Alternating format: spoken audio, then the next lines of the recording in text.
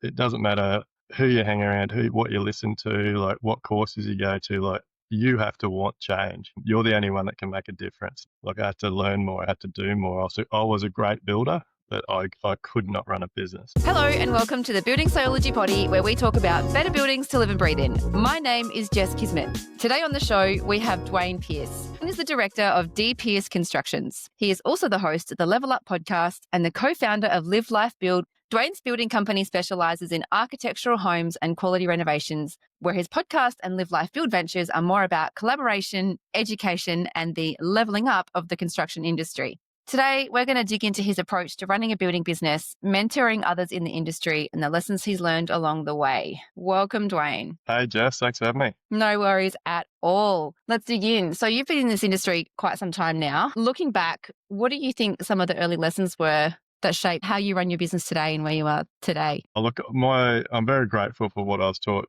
in my early days as an apprentice and even just a subcontractor and working for developers and other builders and stuff. But if anything, what I do now is based on what I saw them not doing correctly and all the issues they were having. So I didn't know that for a very long time.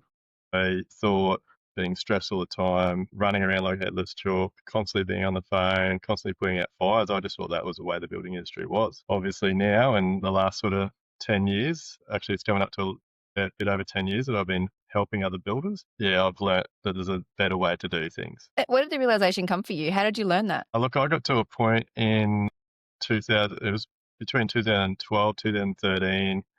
I was just like every builder. I'd actually done quite well. I'd built up a large building business. I'd moved on from being a subcontract carpenter.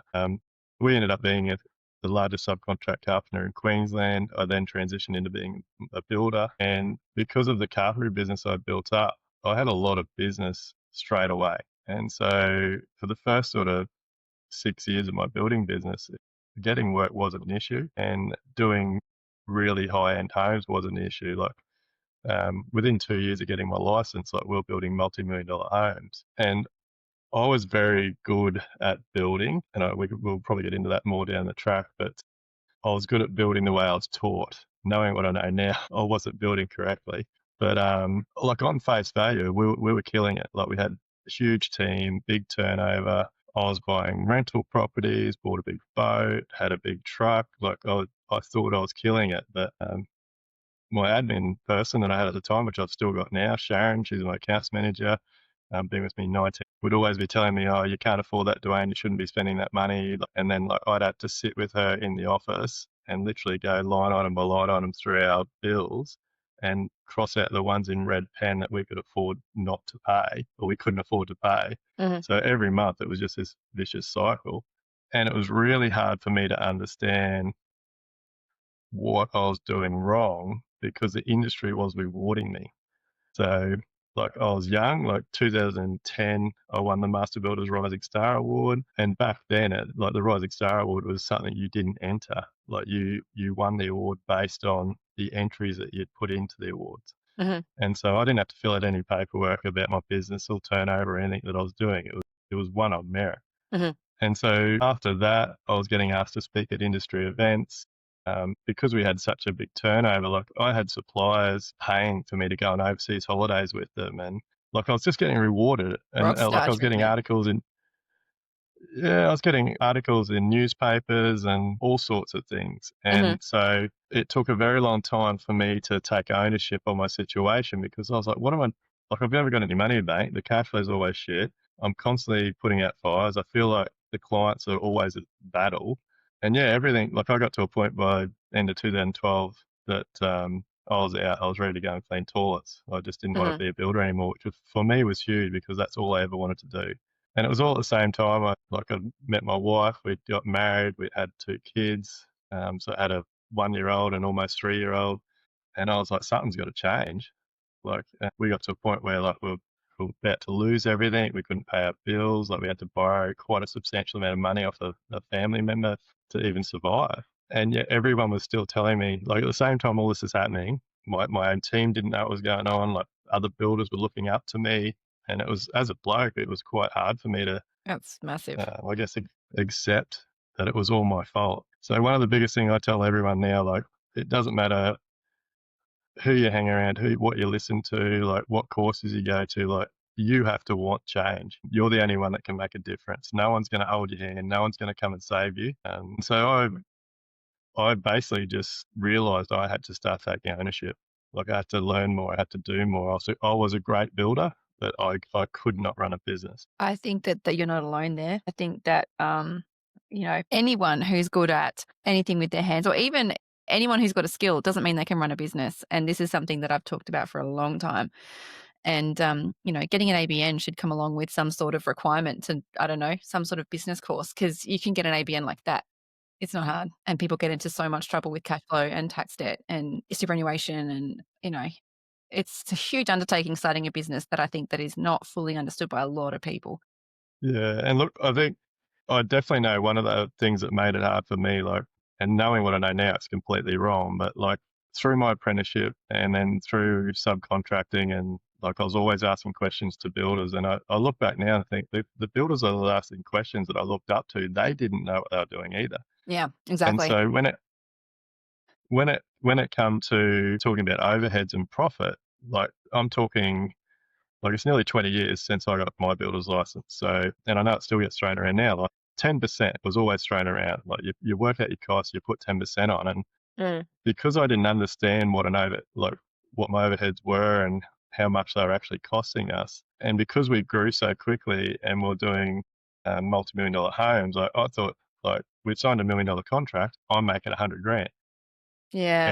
And so I was in my mind, like I've always been I'm pretty good with numbers. If I hadn't known what an overhead was, I would have obviously figured it out a lot sooner. But in my mind, I'm just thinking, we've got $8 million worth of work. I've got 800 grand. Like, what can I buy? What can I spend?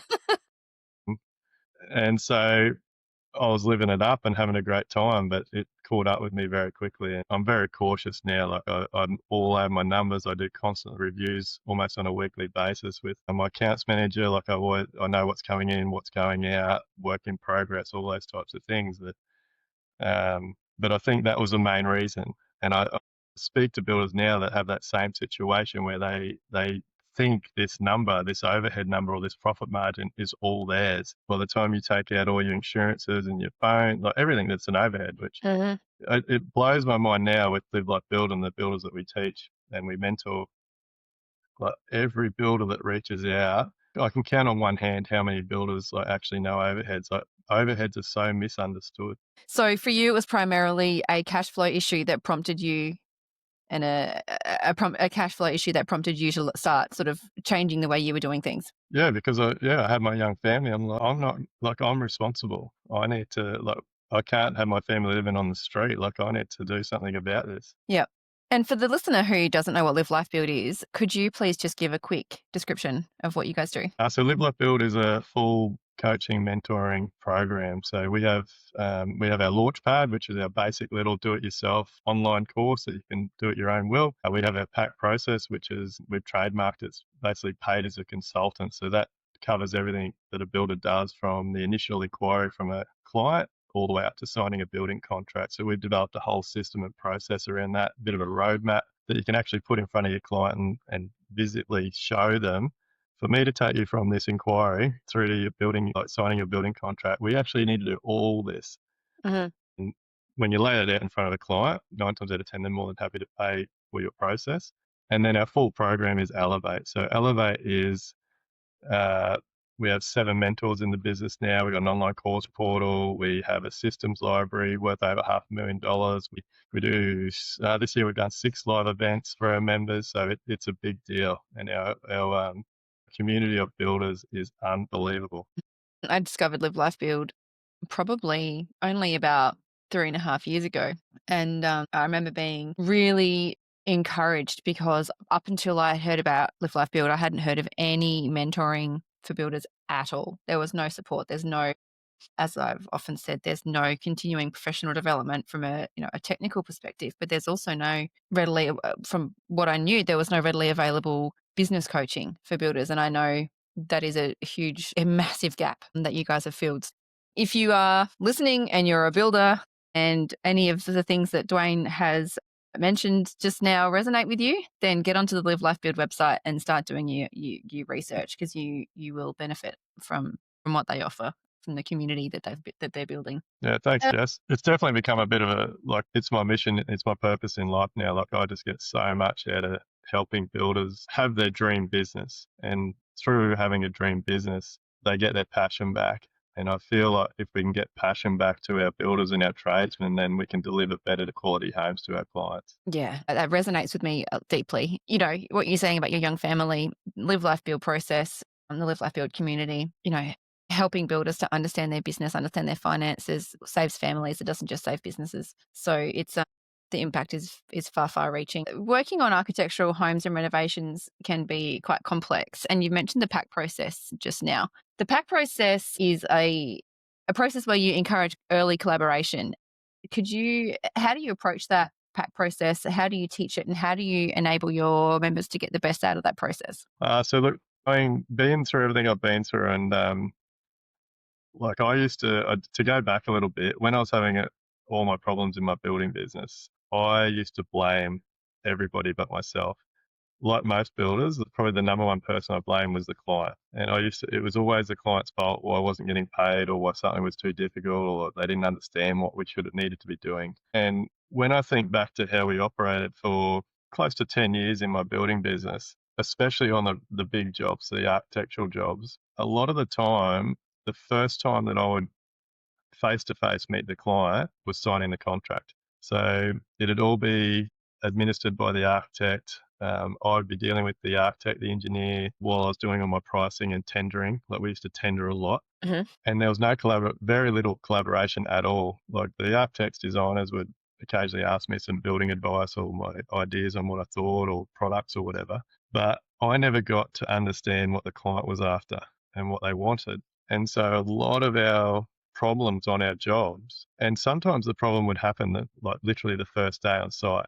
And a lot of those problems were, we were building off a set of drawings we'd been given, a set of documents. But what the client envisaged, or what the client had thought they were getting, was different. And that used to happen all the time. There could be, and like, we would build up a spec as well. And because I hadn't built any relationship with the client, like, all of a sudden I'm the bad guy, because I'm saying to them, oh, look, we've allowed to do what's specified here. We haven't allowed to do that. And there was all these really difficult situations that I felt terrible because I was having to charge the client variations for, but I was simply just building off the documents that I'd been given. Mm.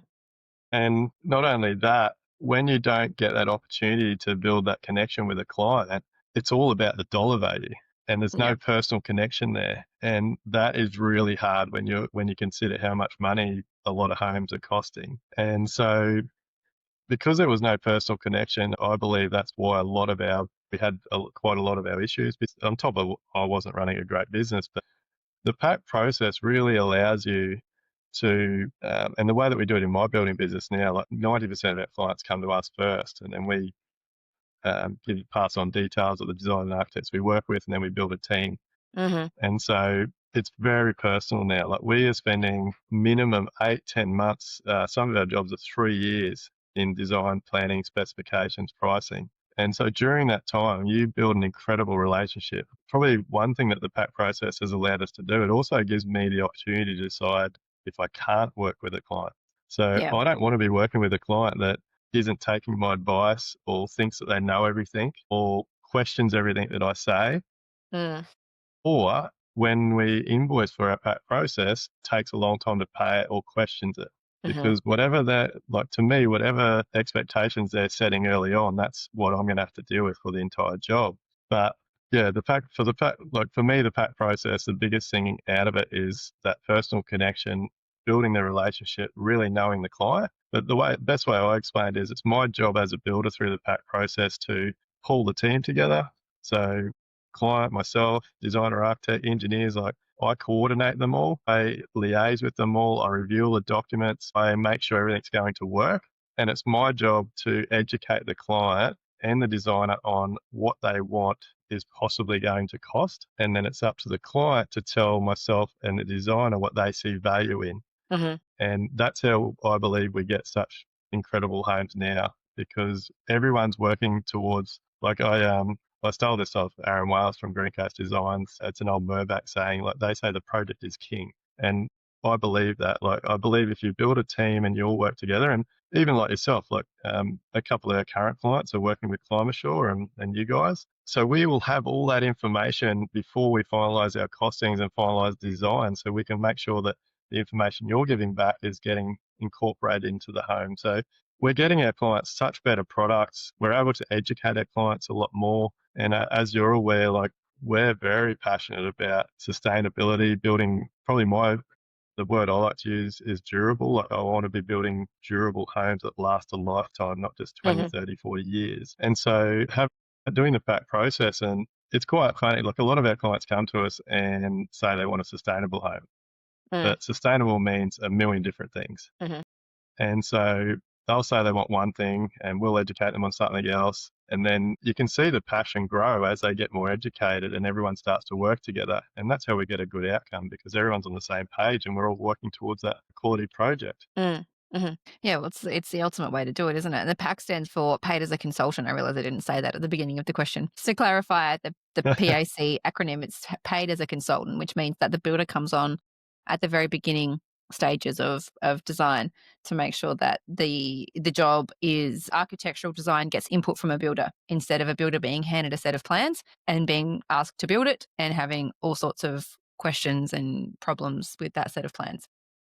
Did I miss anything? Yeah. I think I guess just to clarify a couple of things with that, Jess, like there's a lot of people out there charging for quotes. Paid as a consultant is very different. Like, it's a fully documented process, and people think it doesn't work. Like, we now have hundreds and hundreds and hundreds of builders across Australia, New Zealand, and actually other parts of the world now that have subscribed, done our process.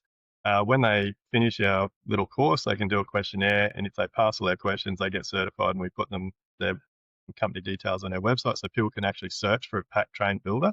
Yeah, But right. we have builders using the pack process from kitchen, bathroom, deck renovations, all the way through to multi-million dollar homes, passive homes. So the way we've developed the pack process is, it's once you learn it and do our training, you adapt it to suit your business model and the type of homes you do and the type of clients you want to attract.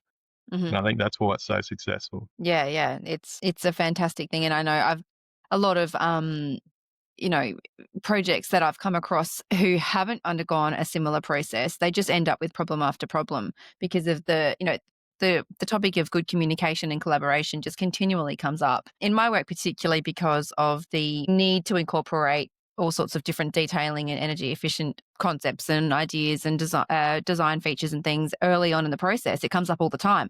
But even if that is not your end goal, it's still crucially important to have a collaborative relationship between builder, architect, and client, and any other consultant that you need early on. It doesn't matter if you're going for a high performance or passive house or not. It's still crucial. So I Yeah. didn't realize that it was actually global now. Yeah, we've got a few international builders that have come on board. So Yeah, it's the cool. word's spreading.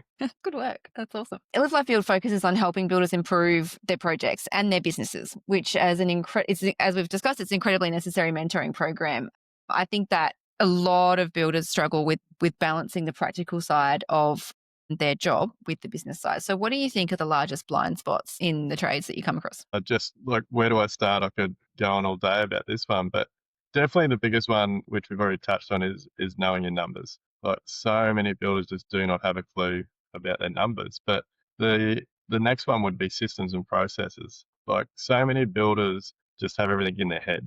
They run around all day, they're on the tools a lot, and quite often they're turning up the site, they're having conversations with their team or their trades, and then they get frustrated when they come back and it hasn't been done correctly or there's a different outcome. And it's purely because they're not systems and processes driven in their business. So to me, that's a massive one, because ultimately systems and processes is what will give you freedom from your Mhm. business and allow you to step back. So yeah, and look, to me, again, as a tradie and a builder, I didn't know what a system and a process was. I thought it was what I had in my head, and I thought it was turning up the site each day and flicking the lines out and cutting the timber and nailing it together. I had no idea. And so from building our systems library and Live Life Build now and documenting an entire construction company, it's all been based off my building business. Mhm. We now know that over 80% of the tasks that it takes to run a building business actually happen off site. So You say you got a document library. You've actually got a bunch of systems and processes that you give out as part of Elevate, or Yeah, so is that part in of the Elevate Elevate, program or the different section? our members get access to PDF versions of all of our systems. Off the top of my head, I think there's about 147 of them. Um, and then a lot of those systems are accompanied with other documents. So it might be checklists, it could be email templates, Mhm. it could be work orders. It's a lot of things. Yeah. It's a huge undertaking. Wow. I mean, obviously that's a paid, you pay to access that, but I think for a lot of companies that would be a priceless resource because, that takes years and time and effort and money to build up those sorts of resources within any business. Yeah, look, we have put a huge amount of time and resources into them, and so we have upgrades. So as an Elevate member, you get access to all the PDF versions. We have some upgrades that people can purchase on top of that to customize them to suit their own business. Like we put so much time and resources into the systems library that I believe that if you're a builder just starting out, or possibly even someone that hasn't got their builder's license, if you followed the way we've laid our systems out is basically right from the initial inquiry all the way through to handing defects. So if you literally followed our systems start to finish, you could build a house. It's time for a quick sponsor shout out. Today's episode of the Building Sciology Poddy is proudly brought to you by our amazing sponsors, Enduro Builders and Climasure. A huge thank you to these incredible businesses for supporting the podcast and helping us spread the word about better buildings to live and breathe in. Your support makes this podcast possible. Please head over to their websites and follow their social pages. What is one system or approach that you found is truly transformative in how a builder runs their business or manages a project? Because I think that there's a lot of overwhelm that comes with running. I mean, running a building project is no small feat. And I think that there's a lot of overwhelm involved in that and a lot of frustration and emotion and sleepless nights. And so do you think that there is one particular process that or system that you implement that you think is more important or more key than others? I can't really put my finger on one test because, as you said, there's so many parts to a building business. But I can definitely give your listeners a few hot tips that they can literally make changes overnight. And these ones sound so simple that most people think they won't make a difference. But the first one is you have to set business hours. Mm-hmm. Like builders have this thing where they think they've got to please everybody. And so quite often they're taking phone calls or having meetings after hours and even on weekends. But just something as simple as on your email signatures and even your voice memo, like anywhere people have contact with you, if you just set clear business hours, but the thing is, once you've set them, you have to stick with them. Mm-hmm. Like I've definitely found in my business, and we see a lot of Live Like Build members now, the more professional you become, the better you get treated. So people respect professionalism. And not only that, people know when you start acting more professional that they're going to get a better outcome during their build. Yeah, immediately increases trust. Oh, 100%. And look, Mm. the builders, like I tell that and they're like, "Oh, it can't be that simple." But like for me, everything I do these days is about setting expectations. So builders quite often ruin their chance at the very first point of contact. So they could get an email after hours or weekends, or more likely than not, they'll get a phone call. And if they answer that phone call at 7 o'clock at night or 11 o'clock on a Saturday morning, they've set the expectation for that client for the Mhm, entire process. mhm, And so that it's very hard to go backwards. So when you've responded to an email, you've answered a phone call outside your business hours, that client's going to expect you to do that for the whole time they know you. mhm. And the other thing that makes a massive difference, and I've had a lot of builders argue with me about this one, but when they've done it, they've realized how good it is take your phone number off things. Genius. Like it's that simple. Like people think they're not going to get any work, but honestly, if people are driving past your sites, signage is everything. Like I'm really big on building brand. So if you have good signage and your name's very prominent on your job sites and your work vehicles, these days with social media, the first thing everybody's going to do before they even try and call you anyway is look you up and see what you're doing. Mhm, So, and that's going to avoid you getting, like, you've got to have a process around everything. So you take your number off everything, even mhm. your social medias and everything, that's going to force people to email you. When they email you, you need to have a response for that email, the questionnaire. You get the details you need, and then that determines if they're a client you want to work with or not. Like, it's, So all that happens without you doing a thing. yeah, yeah. Yeah, right. Yeah, interesting. I know what you're saying about taking your not taking your phone number off the business hours one. I know actually Hamish from Sanctum Homes. Hamish, if you're listening, hello. He has a voicemail, and every Friday at 4 o'clock, his phone is off, and that's it for the weekend. And the first time I heard his voicemail, his phone was off. I think it was 4 or 5. I can't remember. But anyway, he has a time, and that's it. And he's off with his family for the weekend. And I thought, brilliant. I completely respect that. I can wait until Monday. Yeah. Great. Yeah. Yeah. Well, there you He go. set an example. Hamish was a Live Lifefield member for a couple of years, so Oh, hopefully there you it's good go. that he's put that in practice. So, you mentioned earlier sustainability is one of your core focuses in your business. These are increasingly, sustainability and energy efficiency are increasingly on top of mind for clients building houses at the moment. How do you navigate these discussions on site? How do you navigate budget? How do you navigate all of these discussions without overcomplicating things? Again, Jess, I could talk all day underwater about this sort of stuff. I think sustainability has become like architectural. It's a word that's just thrown around for everything. Hmm. So sustainability for me probably means differently to what it means for you and for lots of different people. So I don't know, I can never really put this into short words, but sustainability for me means that we need to be taking care of this incredible planet that we live on, and we can't take advantage of it. So sustainability for me comes back to durability, Hmm. and we should be building products or building homes that last lifetimes. Hmm. So we get the odd client come to us. Most of our clients follow our socials now and they know what we stand for, but we still get the clients that come through and they think sustainability is just putting some solar panels on and maybe some glass or double glazed windows and a bit of insulation in the walls. Um, to me, that's not sustainability.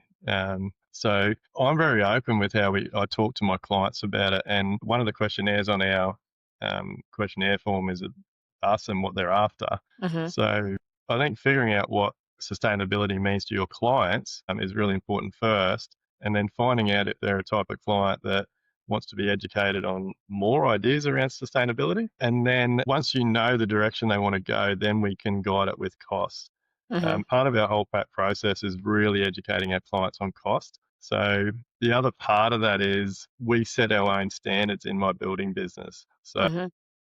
like now at a bare minimum, like our base standard is we use a proclimer rat, we use a cavity batten or drained batten system. We do vented ridge caps, we do vented soffits. So we're starting to really develop this minimum standard that if you want us to build your home, that's a non-negotiable. Hmm. And so I'm very open with clients that those standards will add cost. And if you want to build with us, those costs are what they are. Hmm. And look, we lose the odd client because they don't want to go to that level. But I believe by me being or us being very strict and setting those standards with our clients, that we're attracting the clients that we want to be working for, the ones that do want to build durable homes. And we don't build investment properties or houses that people want to flick. Hmm. Putting all this out there on socials, what we believe and what we build, we're attracting clients that are building either their forever home, or they might have a young family they want to stay in because they're in that school vicinity and they want to live there for 18 years and all those types of things. So our Hmm. clients want a home that's going to last. So yeah, I'm not really sure if I answered your question there, but What did I even yeah, ask? Navigating budget and you know, I guess that whole because I mean, you probably do have clients, like you said, you have clients who come to you who don't really understand what it truly means to build a sustainable home. Solar panels and low E glass are top of mind for people, and I think that that's going over and above. Well, some people do anyway. So what I was trying to get at was like that's a whole journey to take somebody on to get them from solar panels and low E glass to something that actually fits the bill for what you want to build. And so I guess what I'm curious about is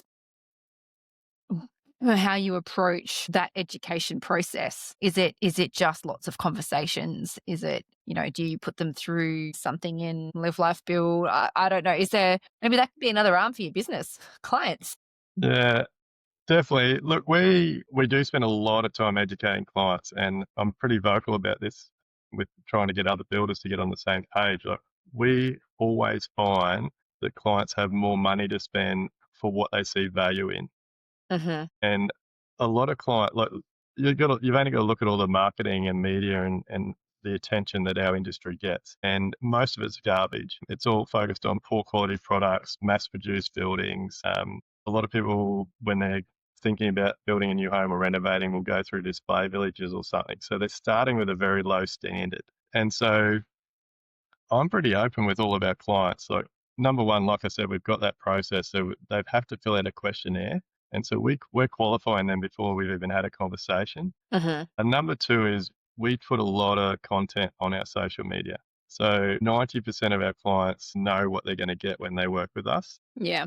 And I guess I can't preach that to builders enough. Like, if you're not putting content on social media about the way you want to build and the standards you want to build to, you need to start, because our clients, and we've had it a lot of times now, like our clients, and my best example is we've done multiple jobs for them now. He's an investor in one of my businesses. We're good friends, good mates now. We built the first job for them 9 years ago, 8 years ago.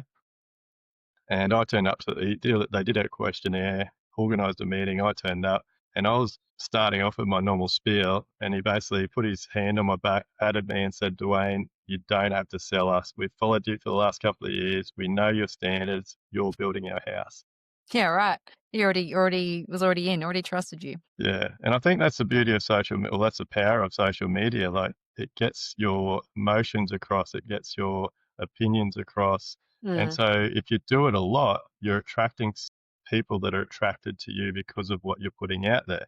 I Hmm. think builders that, probably going off on another tangent here, but I think builders that only put the nice glossy finished photos, they're attracting a wrong type of client, Hmm. because they're not showing the real process and the real, like, during the build and the standards they build to. And so builders that only show that glossy stuff, those clients expect it to be an absolutely perfect process. And when little Yeah. things happen or changes are made, they don't understand what's going on, because they're only ever seeing this perfect The end photograph, product. finished photographs.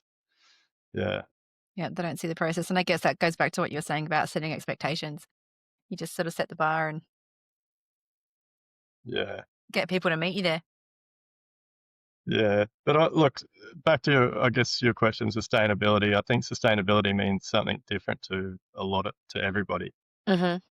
So yeah, I think spending time with your clients, understanding what sustainability means to them, educating them on what options you could deliver them, Hmm. and then we always find now, like the last 2 years, 2.5 years, the more we educate clients, the more hungry they get. Like like Daryl, like our client that's working with you now, like when we first met him, he knew nothing about Wolfie reports. He Hmm. didn't, like, that house has just grown and grown and grown, like, not in size, Yeah. but it started as a lift and build renovation. And through the process and the education, they sold the house, they moved it on, they've now got a clear site, and they've designed a house that they can now build to the quality they want to build to. Hmm. So look, I think education's powerful stuff. Yeah, absolutely. Don't know what you don't know. So let's talk about your expo. So your expo this year was in what when was it? July? 30th of May. May. So you had your Level Up Expo in May. Yes, I see you have your Level Up hat on there. So Level Up is your podcast, and you ran an expo branded under the Level Up brand. And there was 800 odd builders from around the country all getting together to learn and network. So what was the inspiration behind putting on this show?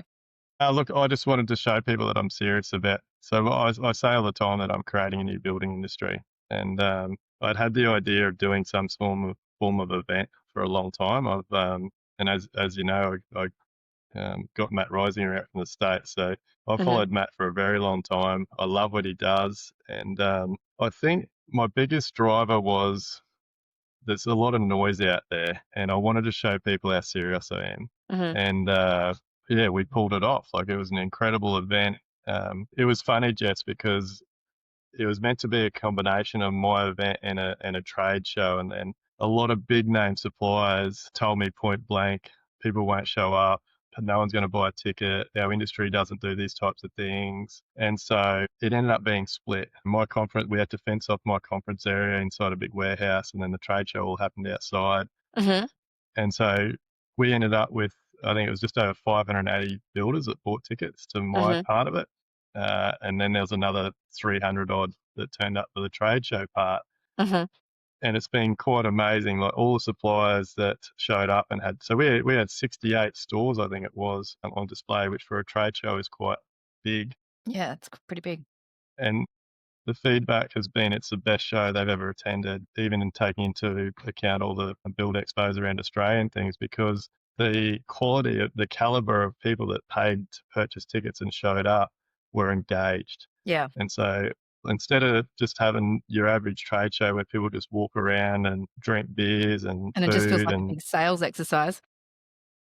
yeah, like all the like the feedback's been they got great results out of it. They were very engaged. They asked lots of questions. They are very interested about products. It worked. We're super proud of it. We've definitely got another one on the cards. Mhm. We don't have a date yet, but I just wanted to show people that I'm serious. Like when I say I'm going to create a new building industry, I mean it.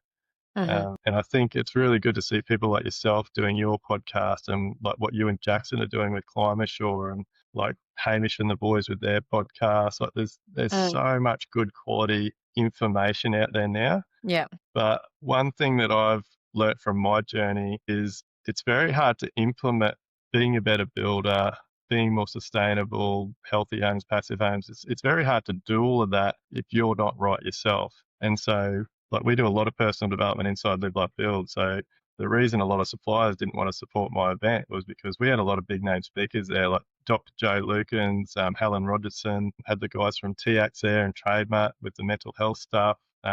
Rick Rushton, like just, and it just went off. Like it was Mm. unreal, and Mm. I'm super proud of it, and I want our industry to see that we're not just blue collar workers. Like Mm. we are a professional industry. Absolutely. We deserve to do very well. But I think you and I have touched on this before, Jess. Like, honest, my biggest driver is I don't care if a client's spending $50,000 or $5 million. Everybody works hard for their money, Mhm. and so like everyone in the industry, everyone should be delivering value. But as builders, like we're sort of the ones that pull it all together. We need to deliver clients better products. It's that simple. And so I firmly believe if we're doing better, if we're running better businesses, we will build better homes. And we've seen it Mhm. now. Like our homes are affecting people's health. So Yeah. it's I'm not stopping. Like this snowball's getting bigger and bigger, and I want to keep helping as many people as I can. Yeah. That's great. It's really great. I don't think I haven't seen too much of this sort of impetus from industry bodies or educational bodies. And it is up to us. It's up to the individuals to do this kind of thing within our own industry. So keep it up. I know you will. Well, I won't. Yeah, I think you need to. Like you're doing great things as well. Yeah. Yeah. Well, I'm like you. I just want to, inspire and spread information and inspire conversations and just get people thinking about how to do things a bit better. Better buildings to live and breathe in. Yeah, Because, yeah. they do affect our health. They affect the places that we occupy, affect our mental and our physical health in many ways that we don't think about necessarily when we are designing and constructing our homes or buying a home, moving into a rental doesn't necessarily cross our mind, and it's pretty important. So if we can get ahead of the game and help people start thinking about that before they put pen to paper or before they pour a slab, then job done. I think like one thing that I put out there all the time, just like I don't know everything. Like every day is a school day. I'm definitely not the best at things, but I'm on a mission to keep improving and learning. My wife and I are already on this journey with living healthier and building healthier and all those types of things. But not only did we bring Matt out for my event, we were lucky enough to make contact. Paula Baker Laporte had been on my podcast. We stayed in contact, and I didn't think she'd come because she's a really laid back, humble person. But Paula come out. She's an older lady. She actually ended up staying in our family home. She stayed with us for 7 days. And honestly, the value I got out of her in those 7 days far outweighs all the costs of that event. Like her knowledge, it's a shame that she's so humble and doesn't put herself out there more, but the knowledge that she has about building healthier and the way that our products affect us, and it's unbelievable. So I think we're only like we're an outcome of who we surround ourselves with. So Mhm. I think like you and Jackson doing what you're doing and my podcast and everybody else that's trying to do better now, like the more that we all collaborate and we all work together and share what we're learning, I just see it growing and snowballing, and more people being able to do better. Yeah, 100%. That old saying, rising tide that lifts all boats, is very applicable in this industry. Yeah. Yeah. So, for those who don't know who Paula Baker-Lepore is, could you explain for us? Paula Baker-Lepore is she's the author. I've got them. I can't reach them from where I am, but Subscriptions for a Healthy Home, The Eco Nest, and I forget what the other one is called, but she's done a few books. Mm-hmm. But she's a world-renowned. She's been leading the way with healthy homes and sustainable homes, and even a little bit of passive home for I think over 40 years now. Mm-hmm. She's actually been a huge player in America and Canada with actually getting rules and regulations changed in their building code based off her research and her knowledge. Mm-hmm. She's just I've never met anybody like it was infectious. I've never met anybody in the building industry that is so passionate. But why I really resonated with her, it wasn't just about the building. Like she was about the entire process. Like, so ultimately to have a healthy home, it's a relationship that gets built with the team documenting the home. It's where the materials come from. It's the transport companies. It's the cleaning products that are even used to finish the home. Like there's so Mm-hmm. many parts to it that I wasn't like I knew of, but I just didn't put it all together. But to see how she lives, to hear how she lives, and her husband is really big on it as well. So her husband does all the traditional timber framing and those types of things. So in the States, they do courses and we're talking about possibly bringing her and her husband out to maybe do this in Australia, but they actually do a 10-day course where in that 10 days, the whole class builds a 3.6 by 3.6 small healthy home. Yeah. And you go through all the process. You learn about all the materials. Yeah, I don't know. Like you can't even really look her up on Instagram because she has sold out of her architectural practice now. You can look that. I think it's called Eco Nest. I think that's on Mm-hmm. Instagram. Yeah. Really, unless you buy a book, you can't learn about her. Like she's off the radar. How did you find out about her? Did you read the book? I got introduced to her from Zara Dakota. Oh, yeah. So Zara had done some training with Paula, and Mm-hmm. so after I'd done a little bit of work with Zara, and then did Zara's course, and yeah, Zara sent me her email address, and I just reached out to her, and we started sending some emails, and we got on really well. And she couldn't believe how passionate I was, and one thing led to Mm-hmm. another, and next thing I've got her on a plane, and she's coming over to be at my events. I love that. I actually really love how willing people are to be part of things and to help and to contribute. Like all you got to do is ask, and most people are pretty happy to pitch in, and it's really good. Yeah, I think people pick up on vibes. When people Yeah. know that you're genuine about what you're talking about and what you're passionate about, I think it resonates. Yeah, yeah, absolutely. I agree. But yeah, for those who don't know who Zara is, Zara Dakota is a healthy home consultant, building biologist, and I will link everyone that we've talked about and all the programs, the Live Life Build and Level Up podcast, and everyone we've talked about. I'll put all of that in the show notes for anyone who is interested in digging a little bit deeper into what we have discussed today. So my next question is about your favorite podcast guest, but have we already covered that?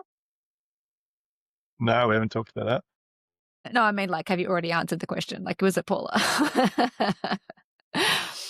Who on your own podcast, your Level Up podcast, who has been your favorite guest and why? I've had so many good ones, to be honest, and ones that I wasn't sure would be so good have turned out to be incredible. But Paul is definitely up there, and purely just because we made a really good connection, and it was just like literally my long lost second grandma or something. Like we just got on so well. Oh, look closely behind Paula would definitely be Matt. Like we've had Matt Rosier on the podcast. Matt is awesome. Really grateful for getting to know him and spending time with him. Look, honest, and under those two, obviously they're big names, but I just get so much out of having builders and tradies on my podcast and hearing their stories. And it's pretty powerful stuff. There's been a lot of tears on my podcast. Yeah. And you never know where they're going to go. Stories that people tell and the places they've been to and where they've been able to turn their lives around. Like it's so inspiring. Yeah.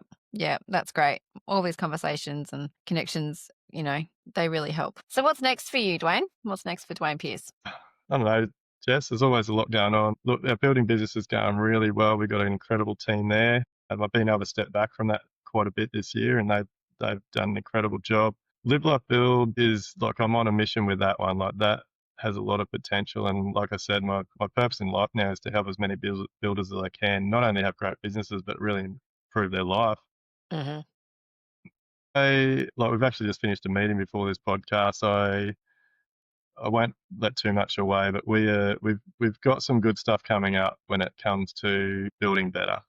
Hmm. We're working on some stuff to transition our business into only doing quality. I won't give too much away. Stay tuned. In the next 6 Sure. months, there'll be a lot coming out. Awesome. Exciting times. Exciting times. Onwards and upwards, as I always say. Okay, final question, and it's the final question I ask everybody that comes on this show, is what is the most important thing you've learned in your career that you would want the listener to know, if you had to pick one thing?